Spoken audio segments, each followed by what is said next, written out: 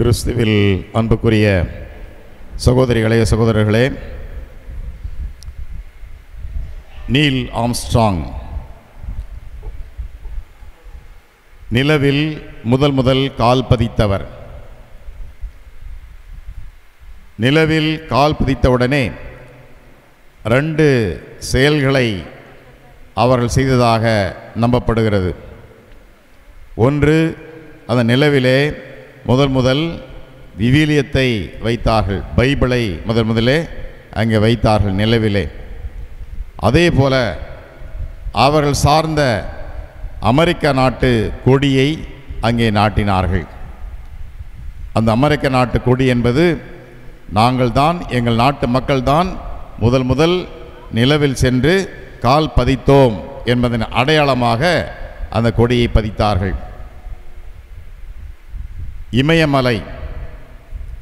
இமயமலையிலே உயர்ந்த சிகரம் எவரெஸ்ட் சிகரம். அது நேபாள தேசத்திலே அமைந்திருக்கிறது. இந்த சிகரத்தின் மேல் ஏறுவதற்கு பலர் முயற்சி எடுப்பார்கள். அவ்வாறு ஏறி அந்த எவரெஸ்ட் சிகரத்தை அடைந்தவுடனே என்ன செய்வார்கள்? எந்த நாட்டு குடிமகள் அங்கே ஏறுகிறார்களோ அவள் நாட்டு கொடியை அங்கே நாட்டுவார்கள், நாங்கள் இங்கே கால் பதித்தோம் என்று. ஆகவே கால் பதித்ததின் அடையாளமாக அவ்வாறு செய்கிறார்கள். நம்முடைய நாட்டிலே இலக்கியத்திலே கொடிகளை பற்றி பலது இருக்கிறது. மதுரை மாநகரிலே அந்த நகரத்தை சுற்றி மதில் இருக்கிறது, கோட்டை மதில் இருக்கிறது. அந்த கோட்டை மதிலிலே கொடிகள் அசைவாடி கொண்டிருந்தனவாம். சிலப்பதிகாரத்திலே இவ்வாறு குறிப்பிடுகிறது: கோவலனும் கண்ணகியும் உள்ளே நுழைகின்ற பொழுது அந்த கொடி அசைக்கின்ற பொழுது வாருங்கள் வாருங்கள் என்று வரவேற்பது போல இருந்ததாம். பிறகு சில நாட்கள் கழித்து அந்த கோவலன் கைது செய்யப்பட்டு அவன் கொலை செய்யப்படுவான் என்பதை தெரிந்து மீண்டும் உள்ளே நுழையும் பொழுது வரவேண்டாம் வரவேண்டாம் என்பது போல அந்த கொடிகள் அசைந்ததாக நாம் இலக்கியத்திலே பார்க்கின்றோம். இவ்வாறு கொடி என்பது பல அடையாளங்களை குறிப்பதாக இருக்கிறது. தற்போது நமக்கு அதிகமாக அறிமுகமாக இருப்பது நாட்டுக்கொடிகள், கட்சி கொடிகள். நாட்டுக்கொடிகள் பலதை நீங்கள் அறிந்திருப்பீர்கள். உதாரணமாக ஒலிம்பிக் அவர்கள் விளையாடி வெற்றி பெறுகின்ற பொழுது அவர்கள் நாட்டுக்கொடியை அவர்கள் ஏந்தி செல்கிறார்கள். கட்சி ஆரம்பிக்கின்ற பொழுது இப்பொழுதும் அடையாளமாக இருப்பது கொடி. அங்கங்கே ஒவ்வொரு ஊர்களிலும் முக்கியமான சந்திப்புகளில் எல்லா கட்சி கொடிகளும் பறப்பதை பார்க்கின்றோம். அந்த கொடி என்பது எதன் அடையாளமாக இருக்கிறது என்றால், ஒரு நாட்டின், ஒரு இனத்தின், ஒரு இடத்தின் அடையாளமாக இருக்கிறது. இந்த கொடி என்பது பல நேரத்திலே வெற்றியின் அடையாளமாகவும் இருக்கின்றது. எனவே இன்று நாம் நமது பெரியநாயகி அன்னைக்காக கொடியேற்றி இந்த விழாவை ஆரம்பிக்கிறோம் என்றால், நம்முடைய தமிழ் மரபுப்படி, கத்தோலிக்க மரபுப்படி உலகின் எங்கும் எப்பொழுதெல்லாம் திருவிழா கொண்டாடப்படுகிறதோ அப்பொழுது கொடியேற்றி நவநாட்கள் கொண்டாடி திருவிழா முடித்து கொடியை இறக்குகிறோம். ஆகவே இந்த கொடி உயர பறக்கின்ற பொழுதெல்லாம் நம்முடைய உள்ளங்கள் மேலே பறக்கிறது என்பதின் அடையாளமாக இருக்கிறது.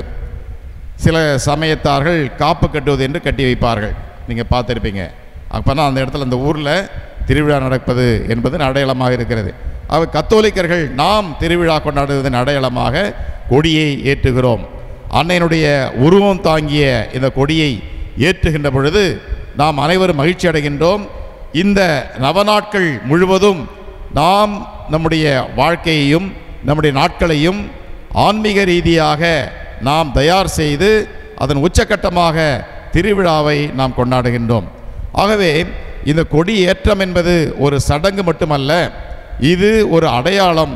நாம் கொடி ஏற்றுகின்ற பொழுது எவ்வாறு கொடி உயர்த்தப்படுகிறதோ அதே போல நம்முடைய உள்ளங்களும் மனங்களும் விண்ணகம் நோக்கி எழ வேண்டும் என்பதின் அடையாளமாக இந்த கொடி ஏற்றப்படுவதை நாம் பார்க்கின்றோம். இன்றைய முதல் வாசகத்திலே நாம் பார்க்கின்றோம், ஆபிரகாமை கடவுள் அழைக்கின்றார். அழைத்த பொழுது நான் சொல்லுகின்ற இடத்துக்கு வா என்று அழைக்கின்றார். ஊர் என்ற ஊரிலிருந்து அழைக்கின்றார். எங்கே செல்லுகிறோம், எப்படி செல்லுகிறோம், எதற்காக செல்லுகிறோம் என்பது கூட அறியாமல் கடவுள் மேல் முழு நம்பிக்கை வைத்து அவர் தன்னுடைய பயணத்தை தொடங்குகின்றார். தொடங்கி சென்று கானான் தேசத்தை கடவுள் காட்டியவுடனே நன்றி அறிதலாக அவர் ஒரு பீடத்தை அமைக்கின்றார். எவ்வாறு கொடி ஏற்றுவது அடையாளமாக இருக்கிறதோ, ஆபிரகாம் ஒரு இடத்தை அடைந்தவுடனே அவர் நன்றியுள்ளவராக இருக்கின்றார். நன்றியுள்ளவராக இருந்து அங்கே பீடத்தை அமைக்கின்றார்.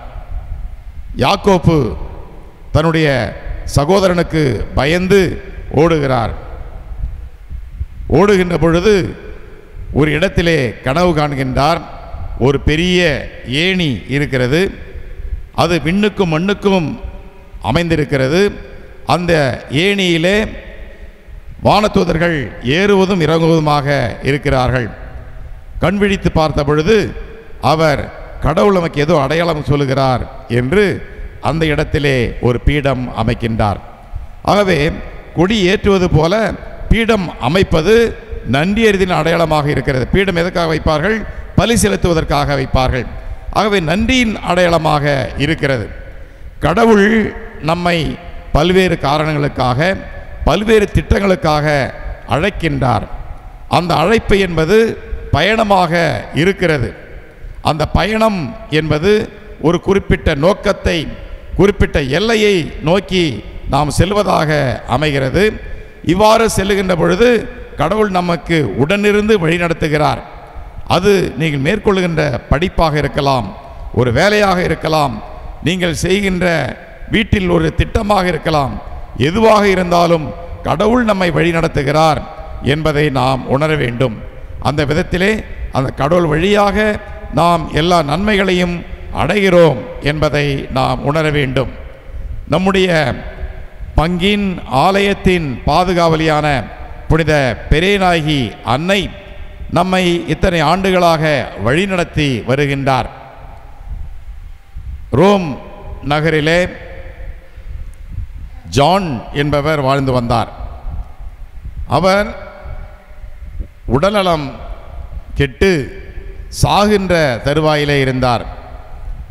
அப்பொழுது கடவுளிடம் வேண்டிக் கொண்டார், நான் இப்படி சாக கிடக்கிறேன், நான் என்ன செய்வது என்று அவர் இருக்கின்ற பொழுது அவர் திருத்தந்தையை சென்று சந்தித்தார். நான் உடல்நலம் கெட்டிருக்கிறேன், எனக்காக வேண்டிக் கொள்ளுங்கள் என்று சொன்னார். திருத்தந்தையும் அவருக்காக அன்னை மரியாளிடம் வேண்டிக் கொண்டார். வேண்டிய பிற்பாடு அவர் உடல்நலம் பெற்றார். அவர் செல்வந்தராக இருந்ததால் மீண்டும் திருத்தந்தையிடம் சென்று, கடவுள் அன்னை மரி வழியாக எனக்கு இப்படிப்பட்ட நல்ல உடல்நலத்தை கொடுத்திருக்கிறார், எனவே கடவுளுக்கு நன்றி அறிதலாக நான் ஒரு ஆலயத்தை கட்ட வேண்டும் என்று அவரிடம் சொன்னார். திருத்தந்தை, சரி நீங்கள் ஆலயம் கட்டலாம், அதற்கான அருங்குறியை கடவுள் உங்களுக்கு அருள்வார் என்று சொன்னார். அந்த ஜான் என்பவரும் அவ்வாறு வீட்டுக்கு வந்துவிட்டார். சில நாட்கள் சென்றன. அப்பொழுது கோடைக்காலம். கோடைக்காலம் என்பது மிகவும் வறட்சியான ஒரு காலமாக இருக்கிறது. இங்கே பனி பெய்வது பனி மூட்டம்தான் என்பது, பனி பெய்வது என்பது கிடையாது. காஷ்மீரில் பெய்கின்ற பனிதான் உண்மையான பனி. பனி பெய்து ஒரு அங்கலம் 2 அங்கலம் 6 அங்கலம் அந்த பனி அப்படியே இருக்கும். நமக்கு பனி பெய்வதென்றால் ஒரு மேக மூட்டத்தை தான், பனி மூட்டத்தை தான் பனி என்று சொல்லுகிறோம். அந்த கோடை காலத்திலே ஒரு மலை உச்சியிலே ஒரு பனி பெய்திருந்தது. எப்படி என்றால் ஒரு ஆலய வடிவத்திலே அந்த பனி பெய்திருந்தது. ஜான் அவர்கள் இதை அடையாளமாக கொண்டிருந்தார். திருத்தந்தையிடம் சென்று இப்படிப்பட்ட ஒரு அடையாளத்தை கடவுள் கொடுத்திருக்கிறார், ஆகவே இந்த இடத்திலே நான் இந்த ஆலயத்தை கட்டுவேன் என்று சொன்னார். ஆகவே கோடைக்காலத்திலே பனி பெய்திருக்கிறது, எனவே அந்த இடத்திலே ஒரு ஆலயத்தை கட்டி அந்த அன்னைக்கு பனிமய மாதா என்று பெயரிட்டார். ஆகவே தூத்துக்குடியில் பனி பெய்வது கிடையாது. ஆனால் தூத்துக்குடி பேராலயம் பனிமய மாதா என்று அந்த ஆலயத்தை மையப்படுத்தி இருக்கிறது. பிற்பாடு அந்த ஆலயத்துக்கு திருத்தந்தை அவர்கள் பெயரை மாற்றி மேரி மேஜர் என்று பெயர் வைத்தார்கள். மேரி மேஜர் பெரிய பெரிய நாயகி என்று பெயர் மாற்றி வைத்தார், மேரி மேஜர். ஆகவே வீரமாமுனிவர் அந்த இத்தாலி தேசத்தை சார்ந்தவர். அவர் இந்த இந்தியாவுக்கு வருகின்ற பொழுது அவர் ஒவ்வொரு மாதாவுக்கும் அவர் பல இடங்களுக்கு பல்வேறு பெயர்களை வைத்திருக்கிறார். அவ்வாறு அவர் கொண்டு வந்த ஒரு சுரூபத்துக்கு பெரிய நாயகி என்று பெயர் சூட்டினார், தமிழ் பெயரால் சூட்டினார். அன்பார்ந்தவர்களே, இவ்வாறு தான் இந்த மேரி மேஜர் என்ற பசிலிக்கா அங்கு இருக்கின்றது. அதன் வழியாக பெரிய நாயகி என்ற பெயரை நம்முடைய அன்னைக்கு நாம் முன்னோர்கள் சூட்டியிருக்கிறார்கள். இந்த பெரிய நாயகி அன்னை என்பவர் பெரியன செய்பவராக இருக்கின்றார். பெரிய உள்ளங்கள், பெரிய மனது கொண்டவராக இருக்கின்றார். நாம் சிறிது கேட்டாலும் அதிகமாக கொடைகளை கொடுப்பவராக இருக்கின்றார். பல நேரங்களிலே நம்முடைய எண்ணங்கள், நம்முடைய சிந்தனைகள் குறுகியதாக கோணலாக இருக்கின்றது. ஆனால் அன்னை மரியாள் நமக்கு சொல்லுகின்ற வார்த்தை என்னவென்றால், நமது சிந்தனை, நமது உள்ளம், நமது எண்ணங்கள் எல்லாமே பெரிய மனதாக, பரந்து மனப்பட்டதாக இருக்க வேண்டும். பல நேரங்களிலே நமக்குள்ளே சண்டை சச்சரவுகள், பிணக்குகள், கஷ்டங்கள், உறவுகளிலே முறிவு ஏற்படுவதற்கு காரணம் என்னவென்றால், பிறரை நாம் சுயநலத்தோடு பார்ப்பது, நம்முடைய நலனுக்காக பார்ப்பது, நம்முடைய குடும்ப நலனுக்காக பார்ப்பது, நமது உறவினர் நலனுக்காக பார்ப்பது, மாறாக நீதி எது, நல்லது எது என்று பார்க்காமல் இப்படி குறுகிய மனதாக பார்க்கின்ற பொழுது நமது பெரிய மனதும், நமது அகண்ட மனதும், பரந்த மனதும் குறுகியதாக மாறுகின்றது. மாறாக அன்னை மரியாள் என்பவர் பெரிய மனது உள்ளவராக இருந்தார். இதைத்தான் நாம் பார்க்கின்றோம். தான் இறைவனுடைய தாயாக இருந்தாலும் அவருடைய மனது பெரியதாக இருந்தால் அவருடைய உறவினரை சந்திக்க செல்கிறார், எலிசபெத்தை சந்திக்க செல்கின்றார். கானாவூரிலே கற்சாடிகள் இருக்கின்றன. அங்கே ரசம் தீர்ந்து விட்டது. ரசம் தீர்ந்து விட்டால் தன்னுடைய மகனிடம் முறையிடுகிறார். அவர் பெரிய மனது பட்டு 6 கற்சாடிகள், ஒவ்வொன்றும் 3 குடம் பிடிக்கும் என்று சொல்லுகிறார்கள். ஏறக்குறைய 100 லிட்டர் ரசம் அங்கே உருவாகிறது. அங்கே ஒரு சிறிய கிராமம். அங்கே இருந்த மக்களுடைய எண்ணிக்கையை விட அபரிவிதமாக அந்த தண்ணீர் ரசமாகிறது. தண்ணீர் ரசமாகிய புதுவை மட்டும்தான் நமக்கு ஞாபகம் இருக்கிறது. ஆனால் எவ்வளவு தண்ணீரை ரசமாக மாற்றி இருக்கிறார் பாருங்கள். ஏனென்றால் அது அன்னையனுடைய பரந்த மனது, பெரிய மனது. இந்த பெரிய மனது உள்ளதால் அவ்வாறு நடைபெற்றது.